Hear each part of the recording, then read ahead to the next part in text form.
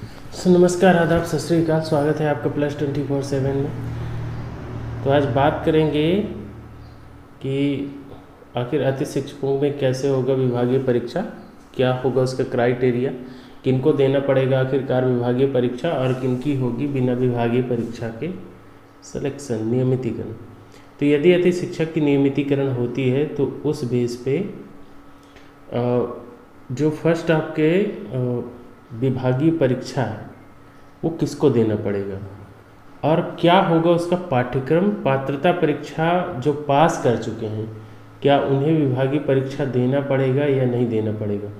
तो बहुत से मुद्दे में तो आप देखे होंगे कि जैसे ऐसे भी भर्ती हुए हैं अभी तक मध्य प्रदेश शासन में, मध्य प्रदेश शासन के तहत कि जिन्होंने कोई भी विभागीय परीक्षा नहीं दिया था। इसके पहले अभी फ़िलहाल जो लोक शिक्षण संचालनालय का एक लेटर जारी हुआ था जिसमें आपने देखा होगा कि बताया गया था कि जैसे अतिथि शिक्षकों का मानदेय जो है वृद्धि की गई है, जो पूछा गया था कि इसमें आपके विधानसभा में। दूसरा, अतिथि शिक्षकों के अनुभव के आधार पर, ठीक है, नीति बना करके उनकी भविष्य को सुरक्षित करने की कार्यवाही नीति जो है तो प्रचलन में है, ऐसा एक लेटर जारी करके लोक शिक्षण संचालनालय के द्वारा बताया गया था। अब जैसे कुछ ऐसे भी कर्मचारी हुए हैं, कर्मचारी वर्ग जिन्होंने बिना परीक्षा दिए ही नियमितीकरण का लाभ लिए हैं, जिनके बारे में अपन बिंदुवार बात करेंगे। जैसे पंचायत कर्मी का आदेश क्रमांक F25/22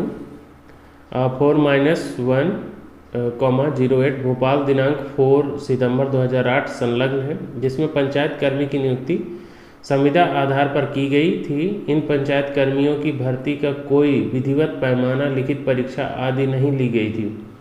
पंचायत के स्तर पर सरपंचों, ग्राम समुदाय के माध्यम से भर्ती किया गया था। इनको पंचायत एवं ग्रामीण विकास विभाग के समसंख्यक आदेश क्रमांक F25/22 P1/08 भोपाल दिनांक 4 सितंबर 2008 के माध्यम से कोई बिना परीक्षा लिए नियमित हुआ था। इसी तरह से बहुत सारे हुए हैं। जैसे गुरुजी की यदि बात करेंगे, सर्व शिक्षा अभियान के तहत गारंटी शाला के कार्य करने वाले गुरुजी की पात्रता परीक्षा में फेल हुए गुरुजी को भी मतलब जो है तो नियमित कर दिया गया था। फिर इसी तरह से मध्य प्रदेश शासन स्कूल शिक्षा विभाग आदेश क्रमांक 44,6/2014-20 दिनांक के तहत राज्य शिक्षा केंद्र राजीव गांधी शिक्षा मिशन शिक्षा गारंटी योजना के तहत गुरुजी का फिर से उसी तरह से नियमितीकरण किया गया था।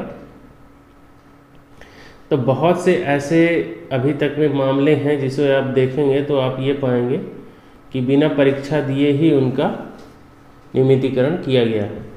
अब देखेंगे जैसे अतिथि शिक्षक नीति बना करके जो बोला गया, तो लोक शिक्षण संचालनालय के द्वारा आप अभी सीएम पॉइंट में एक भेजा गया था विधिवत जो लेटर, आपको आप देखे होंगे। तो जैसे देखिए इसमें नियमितीकरण में दो रास्ते बनेंगे। एक जो प्राथमिक पात्रता परीक्षा पास है कोई भी, चाहे वो वर्ग 1 कहो, वर्ग 2 कहो, या कि उनके पास कुछ अनुभव है। तो फर्स्ट तो यदि आपको नियमितीकरण का लाभ मिल रहा है तो सबसे इम्पोर्टेंट बात कि अनुभव होना चाहिए। अनुभव बहुत ही इम्पोर्टेंट है, क्योंकि उसी के क्राइटेरिया के आधार पर आपको नियमितीकरण का लाभ मिलेगा। तो जो पात्रता परीक्षा पास हैं उन्हें विभागीय परीक्षा देने की ज़रूरत नहीं पड़ेगी, वो पात्रता परीक्षा के हिसाब से ही नियमितीकरण के फायदे पा जाएंगे। क्योंकि आपने अभी हाल ही में देखा होगा कि लोक शिक्षण संचालनालय के द्वारा जीएफएस पोर्टल में कुछ जानकारी मांगी गई थी, जिसमें पात्रता परीक्षा पास अतिथि शिक्षकों की जानकारी भी मांगी गई थी। तो ऐसे अतिथि शिक्षक जिनका पात्रता परीक्षा पास है वो फिलहाल वहाँ अभी अपडेट हैं।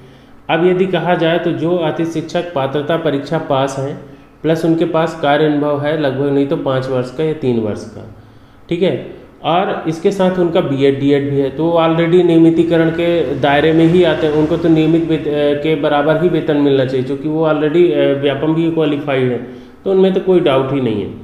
लेकिन अब सबसे बड़ी पॉइंट ये आ रही है कि सर जिसका पात्रता परीक्षा पास नहीं है, जो पात्रता परीक्षा पास नहीं है उनके लिए क्या?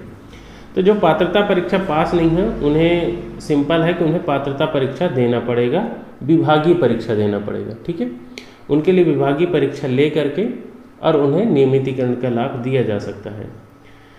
अब एक ये है कि विभागीय परीक्षा अर्थात आपके अध्यापन से संबंधित परीक्षा, जिसमें आपके विभाग अंतर्गत समतुल्य योग्य अभ्यर्थी उसमें परीक्षा दे सकते हैं।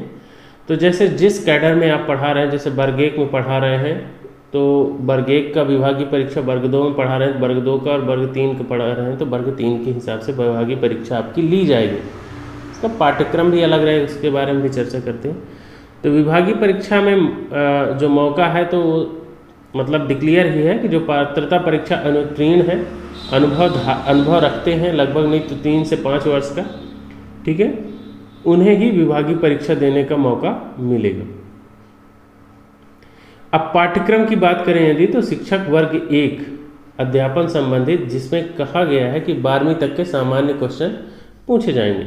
वर्ग 2 के लिए यदि कहा जाए तो 10वीं तक के सामान्य प्रश्न पूछे जाएंगे, एवं वर्ग 3 के लिए 8वीं तक के सामान्य प्रश्न पूछे जाएंगे।